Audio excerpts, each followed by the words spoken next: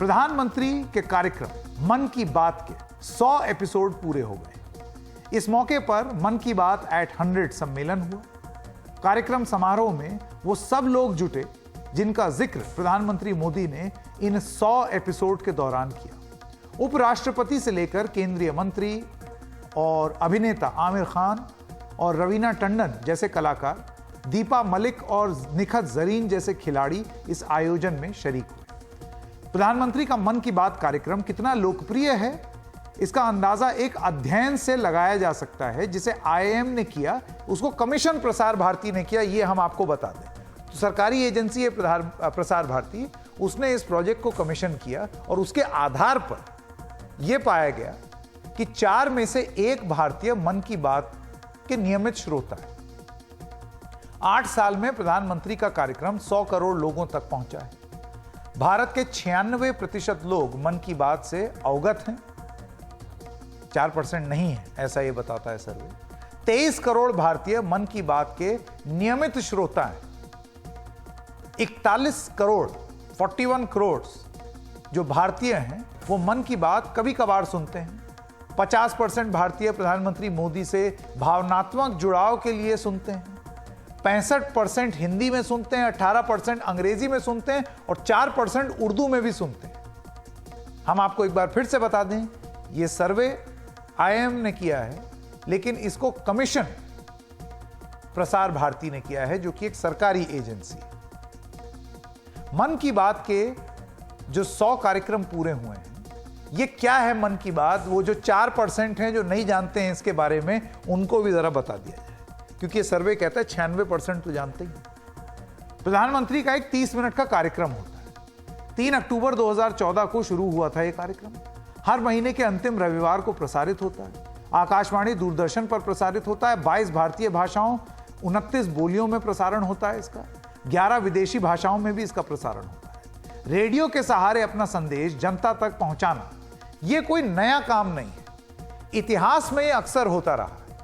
तो आइए पहले देखते हैं कि भारत में रेडियो और उसके जरिए एक राजनीतिक संदेश का इतिहास क्या है। हालांकि प्रधानमंत्री और भारतीय जनता पार्टी और सरकार बार बार यह कहती है कि यह जो मन की बात कार्यक्रम है यह गैर राजनीतिक कार्यक्रम है, इसमें राजनीति की बात नहीं होती। लेकिन रेडियो और राजनीति या रेडियो और संदेश, उसका एक पुराना इतिहास रहा है। भारत में रेडियो का इस्तेमाल राजनीतिक संदेश पहुंचाने के लिए काफी पहले से रहा है। एक नजर डालते हैं भारत में रेडियो के इतिहास में। रेडियो प्रसारण जून 1923 में इसकी शुरुआत हुई। बॉम्बे प्रेसिडेंसी रेडियो क्लब से इसकी शुरुआत हुई। निजी बॉम्बे स्टेशन 23 जुलाई 1927 से शुरू हुआ। 1 अप्रैल 1930 सरकारी प्रसारण की शुरुआत हुई। 8 जून 1936 ऑल इंडिया रेडियो की शुरुआत हुई। 22 वर्षीय उषा मेहता ने भूमिगत रेडियो शुरू किया, यानी कि क्लैंडस्टाइन रेडियो, छुप छुप के रेडियो, क्योंकि सरकार अनुमति नहीं देती थी। सरकार किसकी थी? ब्रितानी शासकों की। कांग्रेस रेडियो या आजाद रेडियो के नाम से यह लोकप्रिय हुआ। 27 अगस्त 1942 से 12 नवंबर 1942 तक इसका प्रसारण हुआ। ब्रिटिश हुकूमत ने रेडियो चलाने वालों को गिरफ्तार किया। नेताजी सुभाष चंद्र बोस ने अपना रेडियो शुरू किया था जिसका नाम था आजाद हिंद रेडियो। आजाद हिंद रेडियो ने 1942 में जर्मनी से उसका प्रसारण शुरू हुआ। अंग्रेजी और 7 भारतीय भाषाओं में साप्ताहिक खबरें प्रसारित होनी शुरू हुई।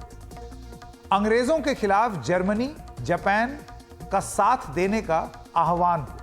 1956 में अब आजादी आ गई थी। ऑल इंडिया रेडियो का एक और नाम आकाशवाणी पड़ा और वो आज तक नाम चलता आ रहा है। AIR भी कहते हैं और आकाशवाणी भी कहते हैं। और इसी इतिहास पर और रोशनी डाल रहे हैं NDTV के हमारे सहयोगी प्रियदर्शन। देखिए, भारत में रेडियो का एक सुनहरा इतिहास रहा है। आज़ादी की लड़ाई के दौर में रेडियो जो है वो लोगों तक अपनी बात पहुंचाने का एक बड़ा माध्यम था। और ख़ास बात यह है कि आया तो ये ब्रिटेन से था, अंग्रेज़ों की मार्फत आया था, लेकिन उसकी लोकप्रियता जो थी साम्राज्यवाद विरोधी प्रसारणों की ज़्यादा थी जो बर्लिन से होते थे। बल्कि जो सबसे ऐतिहासिक उसका साक्ष्य है वो सुभाष चंद्र बोस का आज़ाद हिंद रेडियो है, जो 1942 में बर्लिन से शुरू हुआ था। और याद कर सकते हैं कि 1942 वो साल था जब अगस्त में महात्मा गांधी ने भारत छोड़ो, अंग्रेज़ों भारत छोड़ो की शुरुआत की थी, जबकि उसके पहले फरवरी में, शायद ये 28 फरवरी का दिन था 1942 का, जब अंग्रेजी शासन को उखाड़ फेंकने की घोषणा, उसका दावा सुभाष चंद्र बोस ने बर्लिन से आज़ाद हिंद रेडियो पे किया। एक दूसरी बात भी बड़ी महत्वपूर्ण है।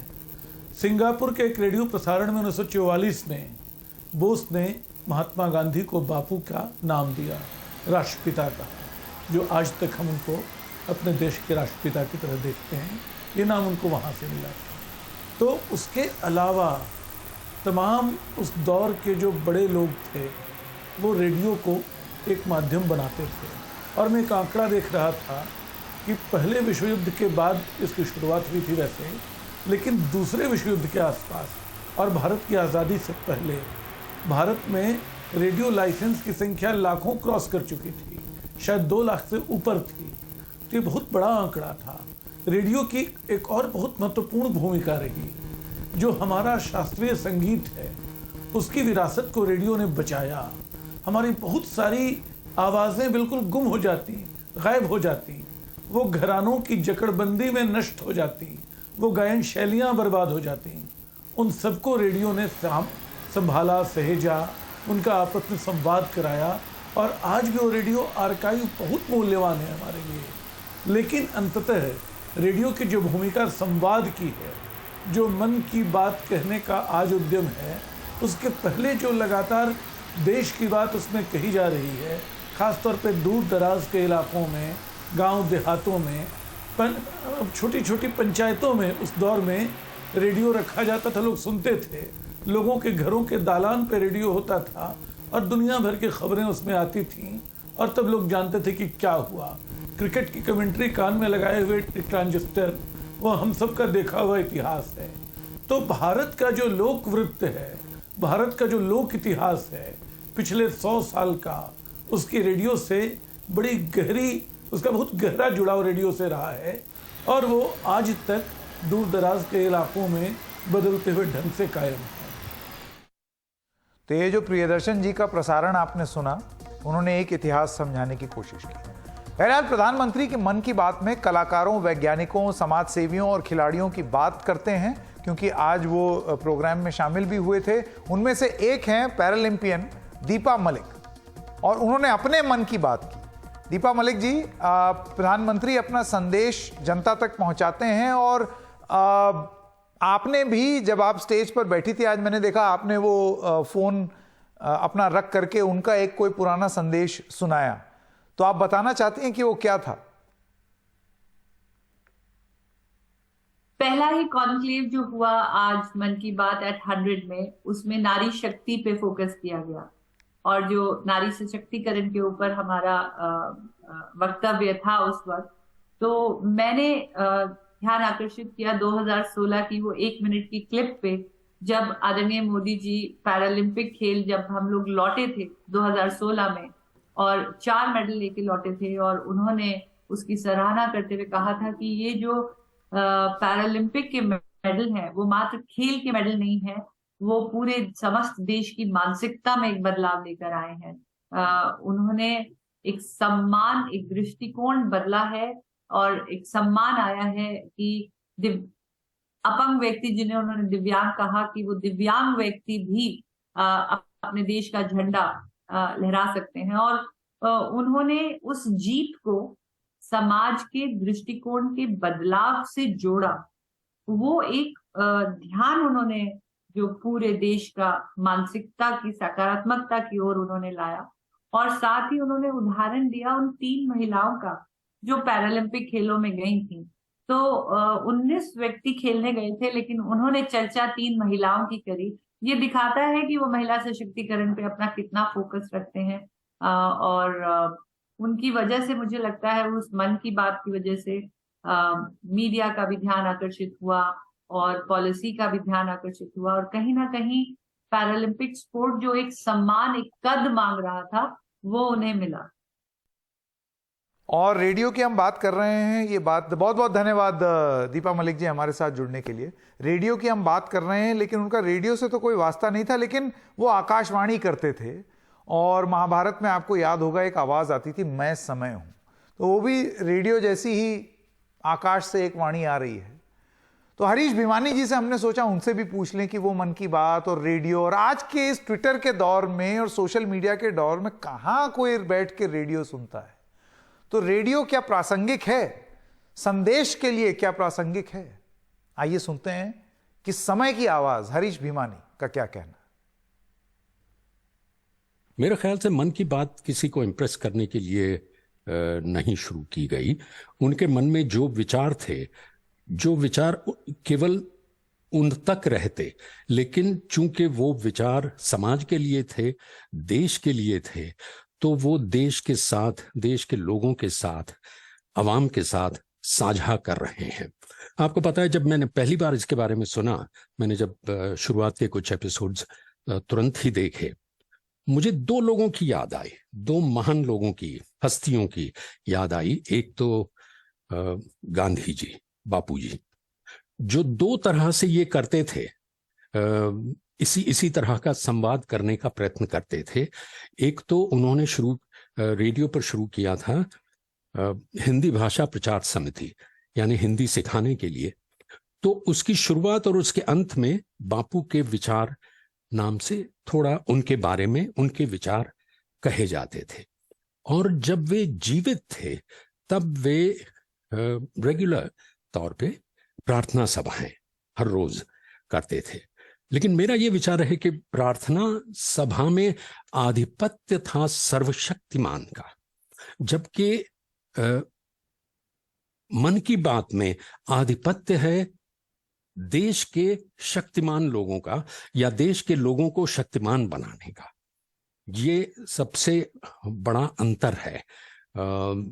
यानी कि मन की बात अधिक समावेशी है, वो समावेशी नहीं था, वो थोड़ा एक तरफा था। और उसमें दूसरे में, यानी कि प्रार्थना सभा में, भक्ति का पुट अधिक था। और दूसरी महान हस्ती जो मुझे याद आती है इसके साथ, वो है JF कैनेडी, जिन्होंने फेमसली कहा था that ask not what your country can do for you, ask what you can do for your country. और यही बात शायद इससे निकल कर आती है, मन की बात से निकल कर आती है कि देखिए, ये देश मेरा है, आपका है, मैं तो देश चलाने के लिए एक तरह से नौकरी कर रहा हूं, आपने मुझे चुना है, मुझे ये काम दिया है, लेकिन ये देश है आपका, मेरा, हम सभी का। तो इसको आगे बढ़ाने के लिए हमें सब मिलकर क्या करना चाहिए। और क्योंकि रेडियो की बात हो रही है, तो ब्रेक पे जाने से पहले आपको ये बता दें कि एक हमारे बाबा का, हम लोगों के यहाँ दादाजी को बाबा कहा जाता है, उनका एक रेडियो था सन 1968 का, model number 15RB487, Phillips India का बनाया हुआ 55 साल पुराना रेडियो। उसको रिपेयर कराया और वो फिर बोल उठा, तो उसका आज सुबह एक वीडियो बनाया। आपको छोड़ जाते हैं उस रेडियो की सुनहरी आवाज के साथ। क्रिकेट कमेंट्री सुनेंगे?